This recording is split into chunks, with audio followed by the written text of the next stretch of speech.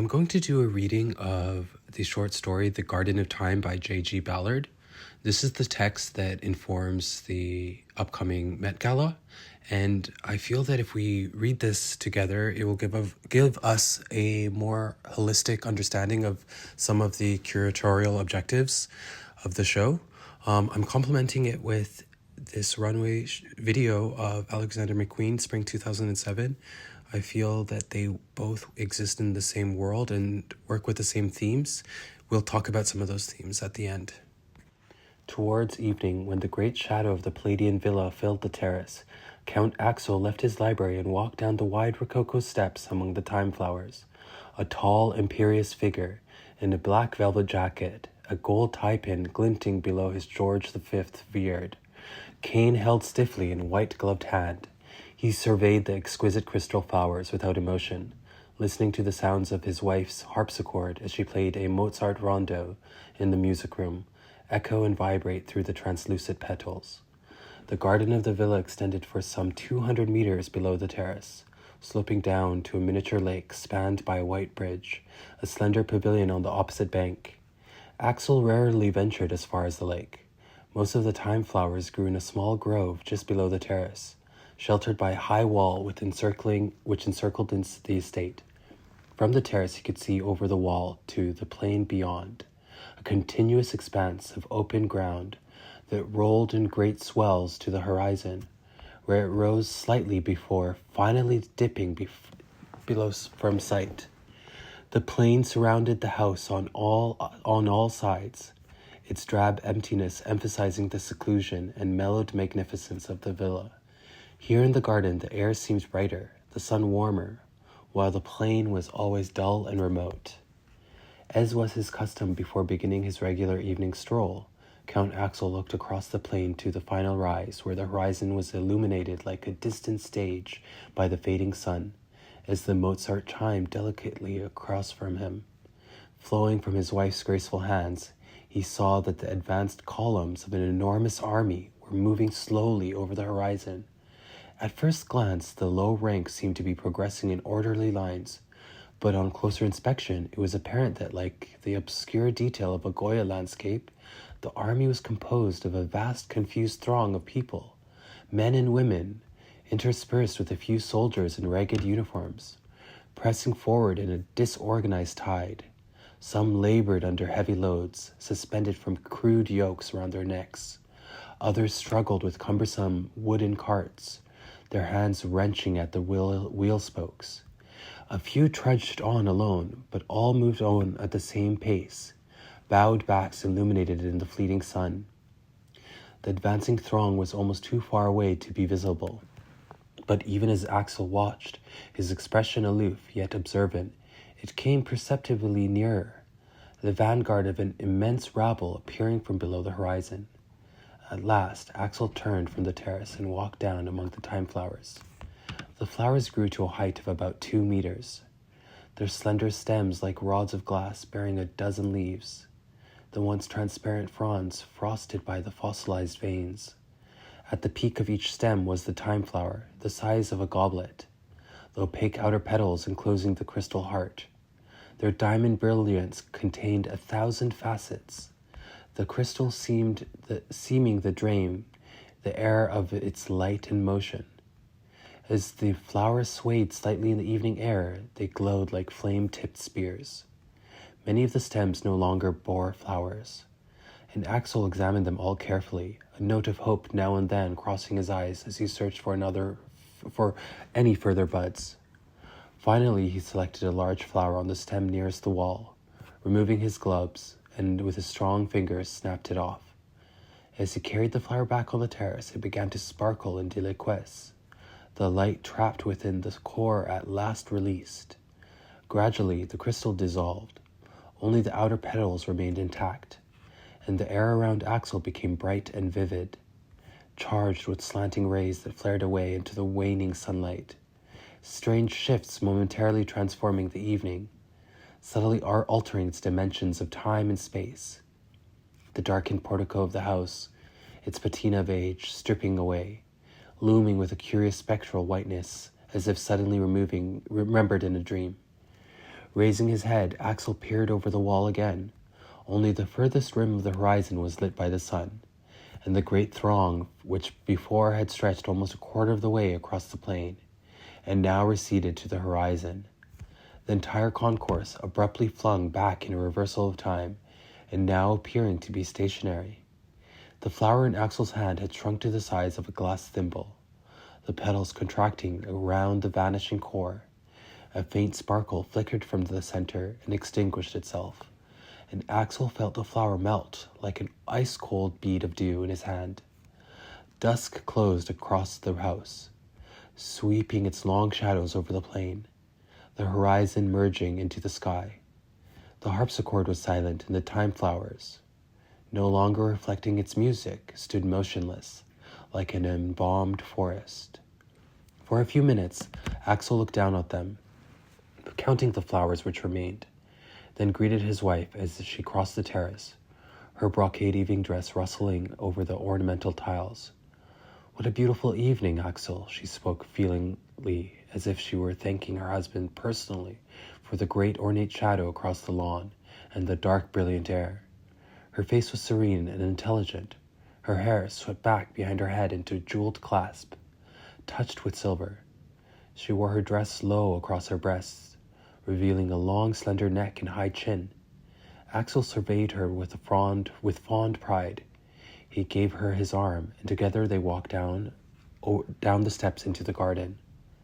"One of the longest evenings this summer," Axel confirmed, adding, "I picked the perfect flower, my dear, a jewel. With luck, it should last us for several days." A frown touched his brow, and he glanced involuntarily at the wall. Each time now they seemed to come nearer. His wife smiled at him encouragingly and held his arm more tightly. Both of them knew that the garden was dying. 3 evenings later, as he had estimated, though sooner than he had secretly hoped, Count Axel plucked another flower from the time garden. When he first looked over the wall, the approaching rabble filled the distant half of the plain, stretching across the horizon in an unbroken mass. He thought he could hear the low, fragmentary sounds of voices carried across the empty air, a sullen murmur punctuated by cries and shouts, but quickly told himself that he had imagined them. Luckily, his wife was at her harpsichord, and the rich contrapuntal patterns of a Bach fugue cascaded lightly across the terrace, masking other noises. Between the house and the horizon, the plain was divided into 4 huge swells, the crest of each one clearly visible in the slanting light. Axel had promised himself that he would never count them, but the number was too small to remain unobserved, particularly when it was so obviously marked the progress of the advancing army. By now, the forward line had passed the first crest and was well on its way to the second. The main bulk of the throng pressed behind it, hiding the crest, and the even vaster concourse spreading from the horizon, looking to the left and the right of the central, no more than the mere advancing guard. One of the many similar arms reaching across the plain. The true center had not yet emerged, but from the rate of extension, Axel estimated that when it finally reached the plain, it would completely cover every meter of the ground. Axel searched for any large vehicles or machines, but all was amorphous and uncoordinated as ever. There were no banners or flags, no mascots or pike-bearers. Heads bowed, the multitude pressed on, unaware of the sky. Suddenly, just before Axel turned away, the forward edge of the throng appeared on top of the second crest, and swarmed down across the plain. What astounded Axel was the incredible distance it had covered while out of sight. The figures were now twice the size, each one clearly within sight. Quickly, Axel stepped from the terrace, selected a time flower from the garden, and tore it from the stem. As it released its compacted light, he returned to the terrace. When the flower had shrunk to a frozen pearl in his palm, he looked out at the plain. With relief, saw that the army had retreated to the horizon again. Then he realized that the horizon was much nearer than previously, and that what he assumed to be the horizon was the first crest. When he joined the Countess on their evening walks, he told her nothing of this, but she could see behind his casual unconcern, and did what she could do to dispel his worry. Walking down the steps, she pointed to the thyme garden. "What a wonderful display, Axel. There are so many flowers still." Axel nodded, smiling to himself at his wife's attempt to reassure him. Her use of "still" had revealed her own unconscious anticipation of the end. In fact, a mere dozen flowers remained of the many hundreds that had grown in the garden, and several of these were little more than buds. Only 3 or 4 were fully grown. As they walked down to the lake, the Countess's dress rustling across the cool turf, he tried to decide whether to pick the larger flowers first or leave them to the end. Strictly, it would be better to give the smaller flowers additional time to grow and to mature, and this advantage would be lost if he retained the larger flowers to the end, as he wished to do, for the final required far longer than he could to give them to accumulate their compressed cores of time. During his entire lifetime, he had failed to notice single evidence of growth among the flowers. The larger blooms had always been mature, and none of the buds had shown the slightest development. Crossing the lake, he and his wife looked down at their reflections in the still black water, shielded by the pavilion on one side and the high garden wall on the other, the villa in the distance. Axel felt composed and secure. The plain with its encroaching multitude, a nightmare from which he had safely awakened. He put one arm around his wife's smooth waist and pressed her affectionately to his shoulder, realizing that he had not embraced her for several years, though their lives together had been timeless, and he could remember as if yesterday when he first brought her to live in the villa. "Axel," his wife asked, with sudden seriousness, "before the garden dies, may I pick the last flower?" Understanding her request, he nodded slowly. One by one, the succeeding evenings, he picked the remaining flowers, leaving a single small bud, which grew just below the terrace, for his wife. He took the flowers at random, refusing to count or ration them, plucking 2 or 3 of the smaller buds at the same time when necessary. The approaching horde had now reached the 2nd and 3rd crests, a vast concourse of laboring humanity that blotted out the horizon.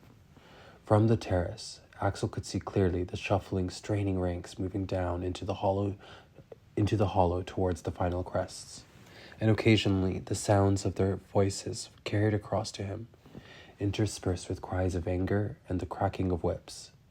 The wooden carts lurched from side to side on tilting wheels, their drivers struggling to control them as far as Axel could tell. Not a single member of the throng was aware of its overall direction.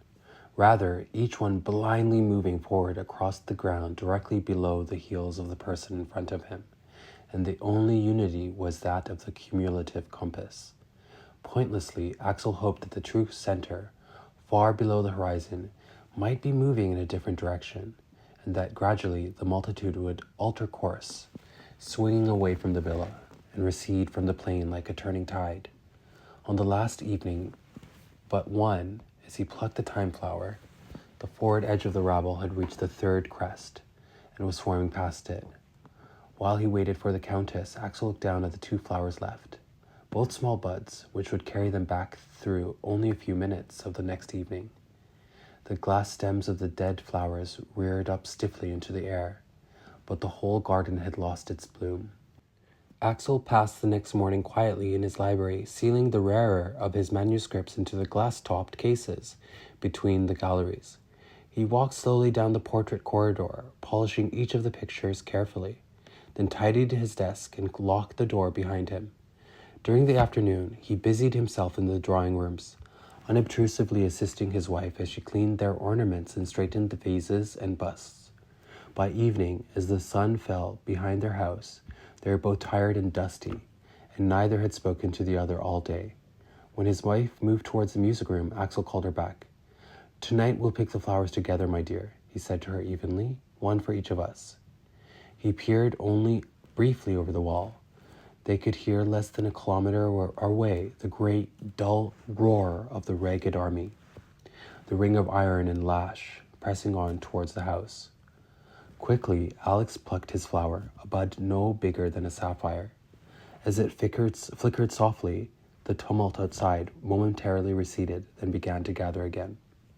Shutting his ears to the clamor, Axel looked back around at the villa, counting the 6 columns in the portico, then gazed out across the lawn at the silver disk of the lake, its bowl reflecting the last evening light, and at the shadows moving behind the tall trees lengthening across the crisp turf. He lingered over the bridge where he and his wife had stood arm in arm for so many summers. Axel! The tumult outside roared into the air. 1,000 voices bellowed only 20 or 30 meters away.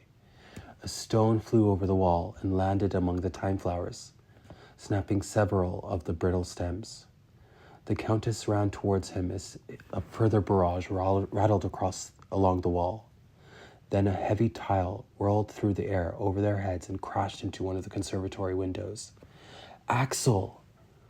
He put his arms around her, straightening his silk cravat when her shoulder brushed it between his lapels. Quickly, my dear, the last flower. He led her down the steps and through the garden, taking the steps between her jeweled fingers. She snapped it cleanly, then cradled it within her palms. For a moment, the tumult lessened slightly, and Axel collected himself in the vivid light, sparkling from the flower, and saw his wife's white, frightened eyes. Hold it as long as you can, my dear, until the last grain dies. Together they stood on the terrace, the Countess clasping the brilliant dying jewel, the air closing in upon them as the voices outside mounted again. The mob was battering at the heavy iron gates. The whole villa shook with the massive impact. While the final glimmer of light sped away, the Countess raised her palms into the air, as if releasing an invisible bird. Then, in the final access of courage, put her hands in her husband's, her smile as radiant as the vanished flower. "Oh, Axel," she cried. Like a sword, the darkness swooped down across them.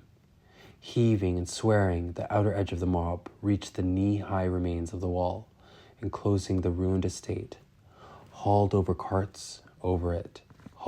the carts, and along the dry ruts of what had once been an ornate drive. The ruin, formerly a spacious villa, barely interrupted the ceaseless tide of humanity. The lake was empty, fallen trees rotting at its bottom, an old bridge rusting into it. Weeds flourished among the long grass in the lawn, overrunning the ornamental pathways and carved stone screens. Much of the terrace had crumbled, and the main section of the mob caught straight across the lawn, bypassing the gutted villa.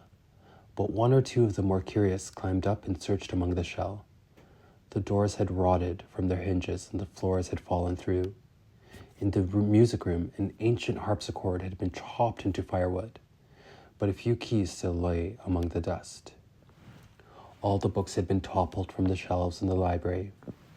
The canvases had been slashed, and the gilt frames littered the floor.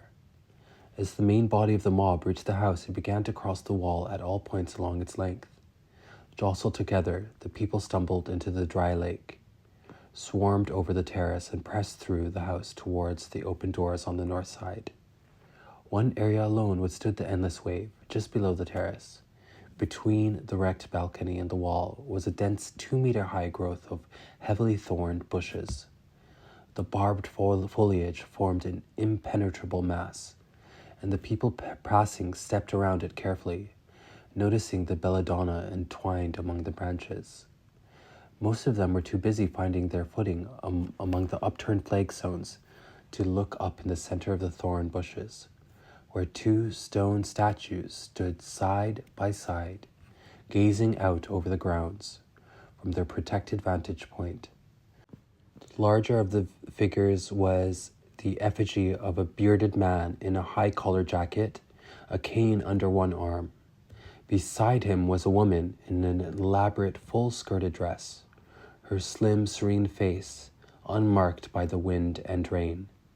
In her left hand, she lightly clasped a single rose, the delicately formed petals so thin as to be almost transparent. As the sun died away behind the house, a single ray of light glanced through a shattered cornice and struck the rose, reflected off the whorl of petals to the statues, lighting up the gray stone so that for a fleeting moment it was indistinguishable from the long-vanished flesh of the statue's originals.